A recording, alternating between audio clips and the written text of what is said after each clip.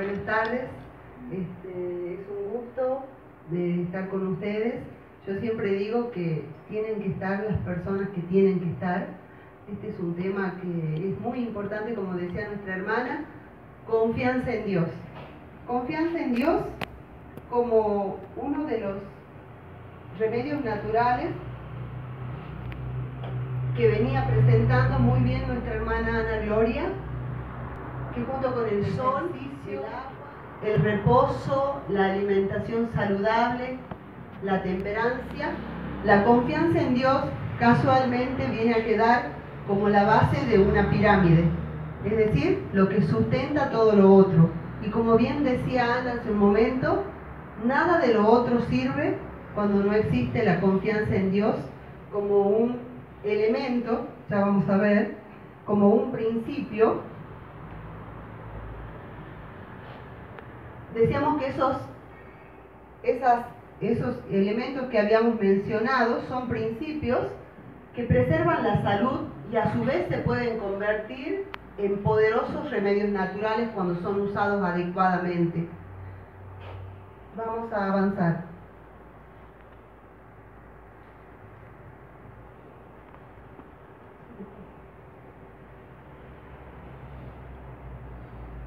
Y yo quería comenzar este tema con una historia que a mí me ha impactado hace muchísimos años cuando yo estudiaba los cursos radiopostales. No sé si ustedes habrán tenido la oportunidad de conocer la historia de esta mujer que se llama Hulda. En julio de 1987, el titular decía: una anciana de 91 años ascendió a la cima del monte Fuji en Japón. Obviamente, la anciana que está en la foto no es Hulda, pero yo busqué en internet una imagen que me parecía una persona de 91 años y una mujer. Pero sí, la imagen que tienen a su derecha es el monte Fuji en Japón, que lo pude sacar. Esta anciana, como dice el titular, ascendió a la cima del monte Fuji y fue un récord Guinness, y figura en los récord Guinness como la persona de mayor edad. Y ustedes dirán, ¿quién era esta anciana? Bueno, esta señora no tuvo siempre una vida exitosa, sino que en el año 1927, a los 31 años de edad, era una persona anémica y estaba muy nerviosa la mayor parte del tiempo y constantemente cansada, con bastante sobrepeso. No sé si les habrá pasado alguna vez sentir todos esos síntomas. Pero tenía un esposo cristiano que la animó a revertir esa deprimente situación en la que se encontraba, y ella aceptó el reto. Dice que durante los siguientes años hubo un completo cambio de hábitos en su estilo de vida, y a los 66 años ascendió al monte Whitney, el más alto de los Estados Unidos. Durante los siguientes 25 años subió 23 veces el mismo monte, hasta que luego, como ya vimos, finalmente a sus 91 años ascendió al monte Fuji en Japón. Este es el monte Whitney en Estados Unidos, el más alto de ese país.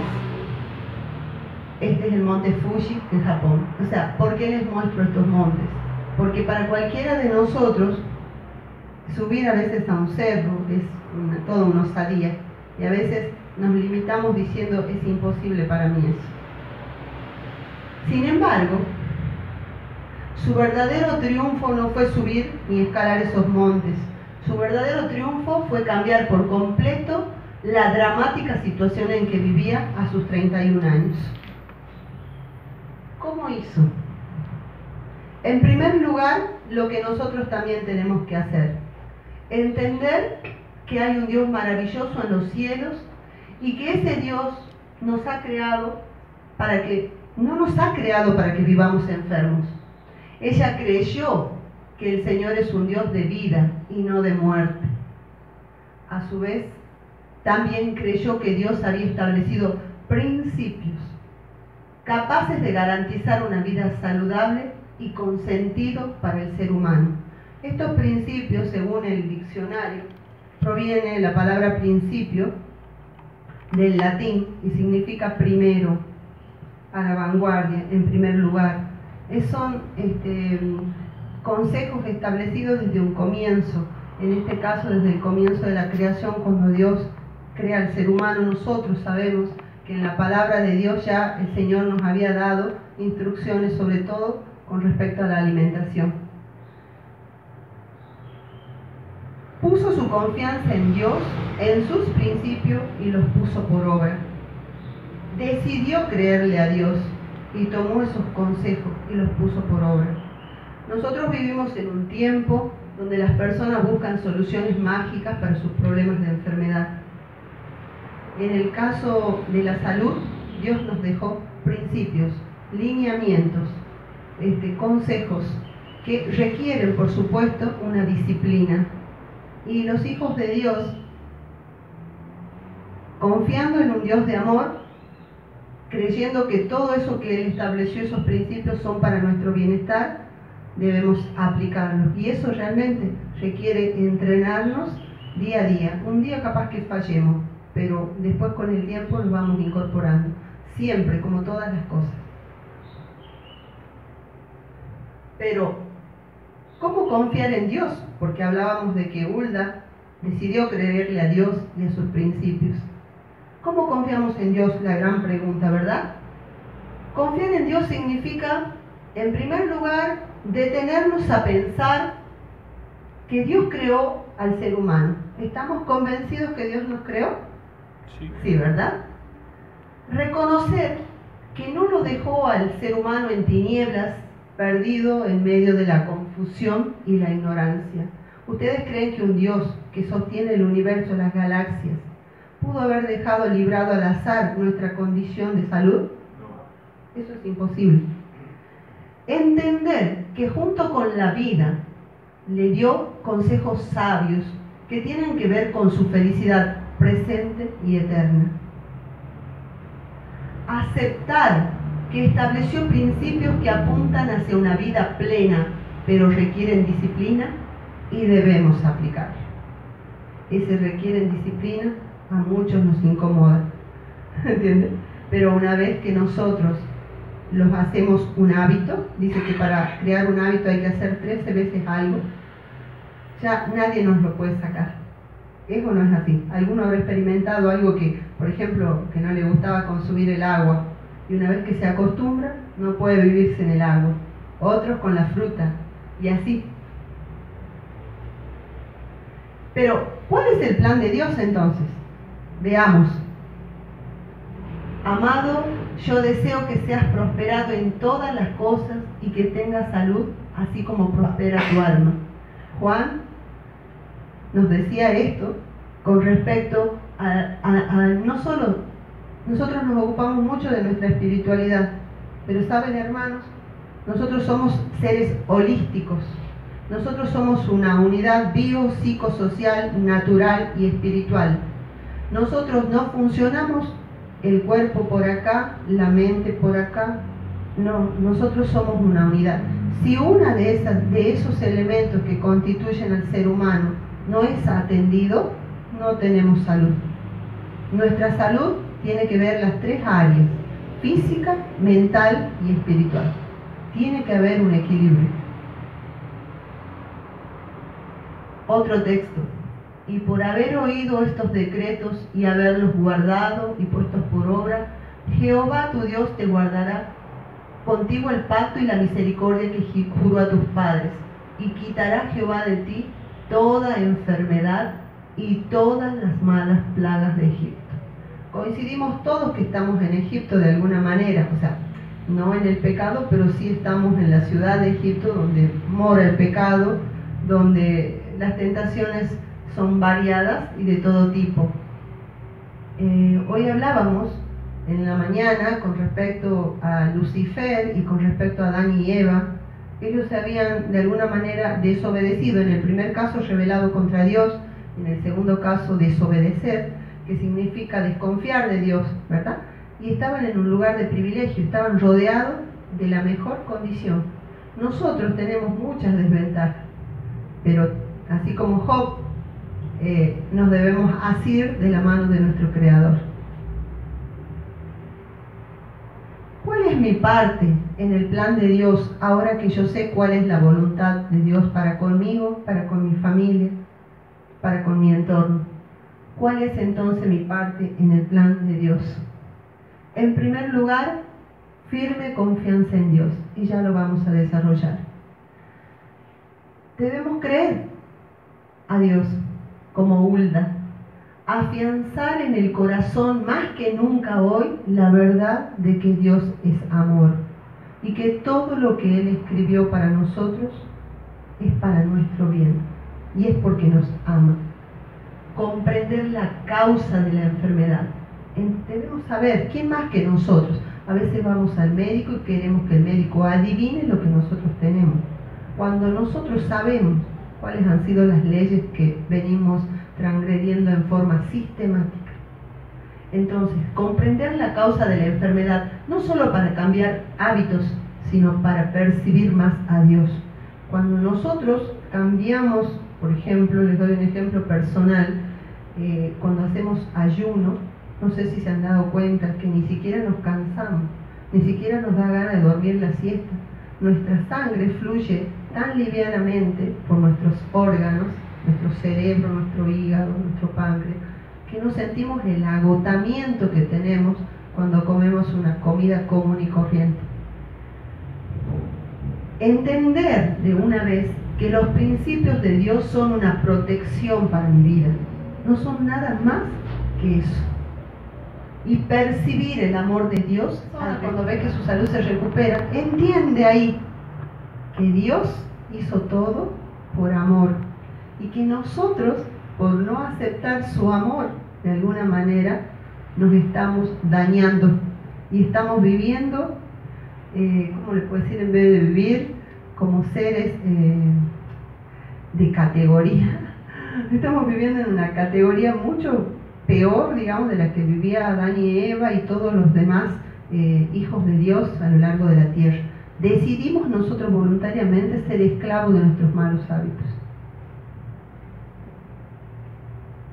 Pero no se puede confiar en lo que no se conoce, ¿verdad? Porque hablábamos de la confianza.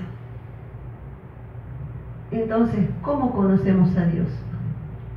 Y dice 2 Corintios 4:6, porque Dios, que mandó que de las tinieblas resplandeciera la luz, es el que resplandeció en nuestros corazones para iluminación del conocimiento de la gloria de Dios en la faz de Jesucristo.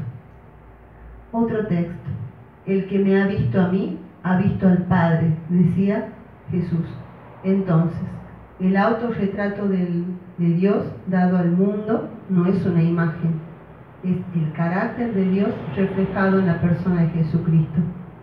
Entonces, ¿vamos a conocer a Dios?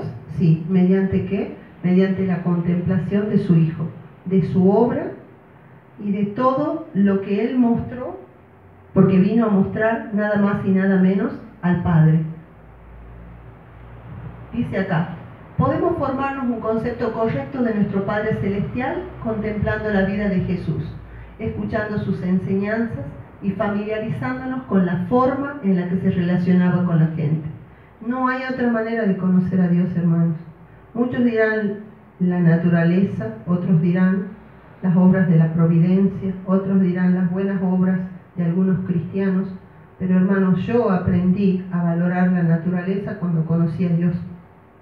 Antes para mí una flor, un perro, cualquier animal me daba lo mismo, pero uno empieza a mirar la naturaleza de otra manera cuando tiene ese encuentro con Jesús, con el dador de la vida. Jesús vino a nuestro mundo para dar el verdadero conocimiento de Dios. Con cada acto de misericordia, Él estaba diciendo, así es Dios en realidad. No sé si se dan cuenta que vamos de a poquito viendo quién es Dios. Cuando curaba a los enfermos, cuando ofrecía amistad y ayuda a los pecadores, cuando se tomó tiempo para los niños, Él anhelaba que la luz del amor divino brillara en nuestros corazones y nos persuadiera de que Dios es bueno. Debemos convencer de que Dios es bueno. Debemos contemplar a Cristo para conocer a Dios. Una y otra vez a lo largo de su vida terrenal, Jesús buscó borrar las imágenes distorsionadas de Dios que el pueblo tenía en sus corazones y buscó pintar de nuevo la imagen de la divinidad con los colores brillantes del amor desinteresado. Cada acto de su vida proclamó: así es Dios en realidad. Acá vamos a hacer un breve paréntesis. Dice que cuando Jesús vino al mundo, y sobre todo en la época de los 3 años y medio en que le tocó predicar, cómo estaba el pueblo, sobre todo los sacerdotes, los líderes religiosos. Se habían formado un concepto de Dios tan rudo, tan duro, como un juez implacable, que, como decía Jesús, ni ellos iban a entrar, ni dejaban entrar a los otros. Y como sentían vieron cuando nosotros no estamos bien espiritualmente y sentimos esa necesidad de llenar ese algo que nos falta, crearon un montón de leyes. ¿Me entienden? Pusieron más leyes y más requisitos para alcanzar la vida, porque ellos iban por las obras, por la salvación a través de las obras. ¿Por qué? Porque no sentían la plenitud de Dios ni la paz que solo Dios puede dar cuando habita en el corazón. ¿Me entienden? Entonces, un síntoma, para que lo tengamos en cuenta, de que estamos caminando en la cuerda floja es cuando nos sentimos vacíos. Porque cuando Cristo está en nosotros, Cristo es nuestra paz. Jesús vino a revelar el carácter de Dios, y esta es la vida eterna, que te conozcan a ti, el único Dios verdadero, y a Jesucristo, a quien has enviado. Yo te he glorificado en la tierra, he acabado la obra que me diste que hiciera, he manifestado tu nombre. ¿Qué era lo que tenía que hacer Jesús cuando viniera a la tierra? Mostrar al único Dios verdadero. ¿Cuál era el carácter del único Dios verdadero? ¿Qué carácter? ¿Cómo es el carácter de Dios? El amor. Dios es amor, dice: el que permanece en el amor permanece en Dios y Dios en él. Y dice: he acabado la obra que me diste. Y la obra de Jesús era mostrar el carácter de Dios. Ustedes se han puesto a pensar, yo cuando preparaba el tema me puse a pensar, Jesús sí vino a salvarnos, pero vino a mostrarnos el carácter, nos salvó, pero vino a mostrarnos el carácter del Padre, que Satanás, desde que fue echado del cielo, trató de distorsionar, y tal es así que arrastró la tercera parte de los ángeles, haciéndoles creer que Dios es un Dios severo e injusto. Sin embargo, Cristo vino a la tierra a hacer la obra que el Padre le había dado, y esa obra era mostrar quién era el Padre. Y saben, el Padre era nada más y nada menos que la manifestación del amor. Dice: Dios es amor. Luego de todos los sanamientos, la aceptación de los pecadores, la alimentación de los hambrientos y todas las obras de amor que hizo, Jesús fue a la cruz.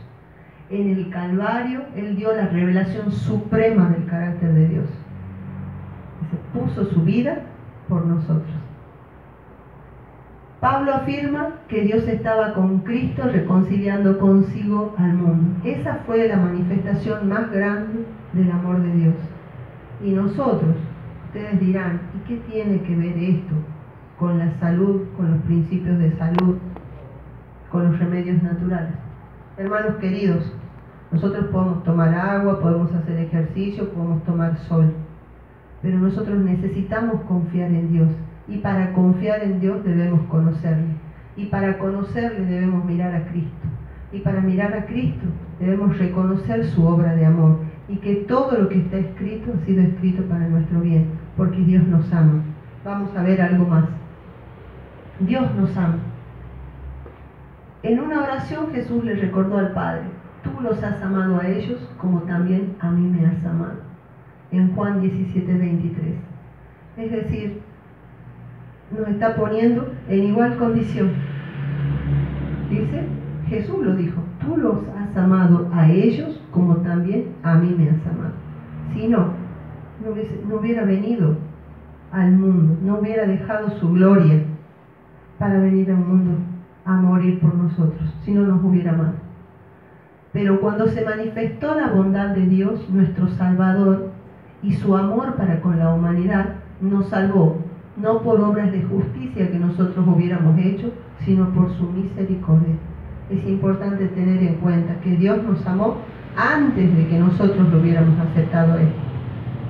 Ese es el amor de Dios. En esas cosas tenemos que meditar para poder tener confianza en ese Padre amante, en ese Padre celestial, y creer que Él nos dará todas las cosas que le pidamos. Entonces, Dios el Padre envió a Jesús para presentarnos su carácter. Él quiere que lo conozcamos a través de su Hijo. Ese es su plan. El amor sin medida y la bondad sin límites del corazón divino fueron expresados por medio de Cristo para que todo el mundo lo viera. O sea, Cristo vino a hacer la manifestación suprema del amor de Dios. No hay otra cosa que supere. No necesitamos cuestionar de nuevo los pensamientos y los sentimientos de Dios hacia nosotros. Y acá me quiero detener, cuando estamos enfermos. ¿Cuántas veces en los lechos de dolor decimos, y bueno, Dios ha permitido que me pase esto, o Dios esto? Sí, es verdad, hay enfermedades como el caso de la lepra de Job, ¿se acuerdan? Que Dios permite, pero hay muchas otras enfermedades, hermanos, que nos autocausamos nosotros. Entonces por eso era importante conocer cuál era la causa de nuestra enfermedad. La vida y muerte de Jesús proclaman en el lenguaje inconfundible del amor que Dios es bueno, amante y bondadoso. ¿Por qué hablamos tanto del amor de Dios? ¿Por qué recalcamos quién es Cristo y por qué vino Cristo y qué vino a revelar Cristo? Hermanos, porque necesitamos confiar en un Dios de amor. Porque muchos de nosotros venimos de una historia familiar donde nuestras creencias eran erróneas con respecto a quién era Dios. Y nosotros tenemos que empezar por el principio, como Saulo de Tarso, cuando fue volteado de su caballo y le dijo a Cristo, Señor, ¿quién eres? Antes de decirle, ¿qué quieres que haga? Tenemos que decirle a Jesús, Señor, ¿quién eres? Quiero conocerte para amarte. Cuando nos enamoramos, queremos o no queremos conocer a la otra persona, queremos pasar tiempo o no con esa persona, queremos conocer todas las facetas de su carácter, queremos verla en todas las circunstancias, ¿sí? Bueno, nosotros tenemos que empezar por el principio. Muchas veces en nuestra historia religiosa hemos empezado por los mandatos, por los decretos, pero no hemos conocido a Dios. No importa, nos hemos bautizado, no importa, pero llega el momento donde la vida nos presenta situaciones donde, sobre todo donde estamos, digamos, tocando fondo, donde vemos que alrededor nuestro, en la más densa oscuridad de nuestros problemas y pecados, el único que está a nuestro lado es Cristo. Y debemos aprender a familiarizarnos y a caminar con Él. Que Él sea nuestro amigo. Ese tiene que ser nuestra misión para poder recién llevarles a Cristo a otros. Ojo que cuando hablo todo esto, hablo primero por mí. Y bueno, acá tenemos al buen pastor que dio su vida por nosotros. Y hay una cosa interesante que me llamó, que siempre me llama la atención, que él dice, puso a las 99 en el aprisco y se fue a buscar a la perdida, dice, ¿no? Y nosotros estamos acá para hacernos de estas bendiciones y crecer y entender de una vez por todas que solo vamos a lograr el éxito de nuestra salud espiritual y física con la ayuda de Dios. Solo nada podemos. Eso sería todo.